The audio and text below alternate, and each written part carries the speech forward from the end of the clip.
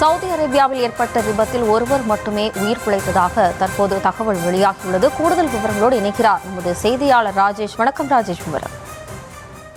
வணக்கம். சவுதி அரேபியாவில் நடைபெற்ற பேருந்து விபத்திலே இந்த 42 இந்திய புனித பயணிகள் அவர்கள் புனித பயணம் சென்றவர்கள் உயிரிழந்திருப்பதாக அந்த செய்திகள் வந்திருக்கின்றது.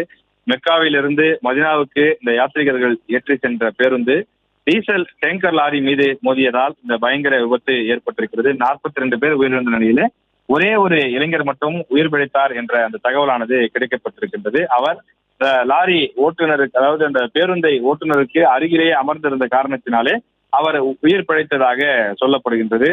அவர் தற்போது படுகாயங்களோடு அவர் அருகில் இருக்கக்கூடிய மருத்துவமனையிலே அனுமதிக்கப்பட்டிருக்கின்றார். அப்துல் சோயப் என்று சொல்லக்கூடிய 24 வயது இளைஞர், அவர் ஒருவர் மட்டும்தான் அந்த பேருந்தில் பயணித்தவர்களிலே உயிர் பிழைத்திருக்கிறார் என்று சொல்கிறார்கள். மற்றவர்கள் அந்த பேருந்திலேயே கருகி உயிரிழந்து விட்டதாக தகவல்கள் தெரிவிக்கின்றன. வெளியுறவுத்துறை அமைச்சர் ஜெய்சங்கர் அவர் தன்னுடைய உருக்கமான பதிவு ஒன்றையும் வெளியிட்டிருக்கிறார்.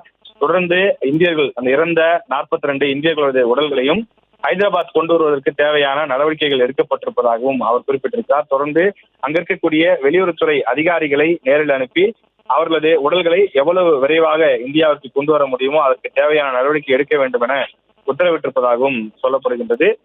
அதே போல தெலுங்கானா மாநிலம் முழுவதும் ஒரு பெரும் சோகமாகத்தான் இந்த நிகழ்வு தற்போது இருக்கின்றது.